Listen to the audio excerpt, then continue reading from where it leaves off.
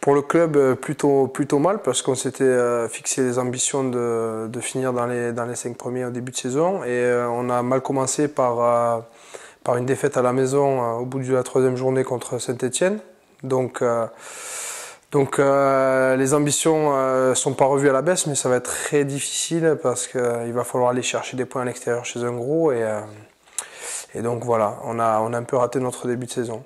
Après moi personnellement, j'enchaîne les matchs de droite à gauche et ça se passe plutôt bien pour moi. Cette année, le championnat de Pro D2 est très compliqué. Toutes les équipes ont rehaussé leur niveau, on fait un gros recrutement, donc il n'y a plus de petites équipes. On voit des résultats tous les week-ends où des petits vont taper des gros chez eux. Enfin, c'est un championnat qui est devenu un peu n'importe quoi, donc ça va être très compliqué de récupérer ces points.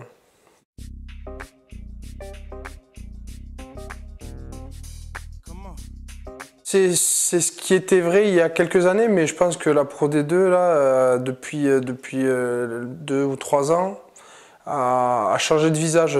Moi, c'est vrai que voilà, c'est ma 2e année en Pro D2. En arrivant à Narbonne, je me suis dit, voilà, la Pro D2, ça va être du combat tous les week-ends, des bagarres, enfin, du rugby un peu à l'ancienne, et pas du tout. J'ai été agréablement surpris par le jeu. Toutes les équipes, à part certaines équipes qui ont leurs fondamentaux, qui sont les portées, la mêlée, le jeu au pied, et qui basent toute leur technique là-dessus.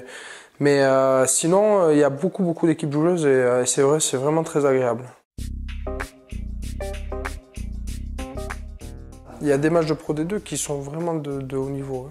Il y a eu certains matchs où franchement ça vaut largement certains matchs de top 14. Mais après c'est sûr qu'à côté, il y a des matchs où c'est catastrophique. Mais on en voit aussi en top 14, donc voilà.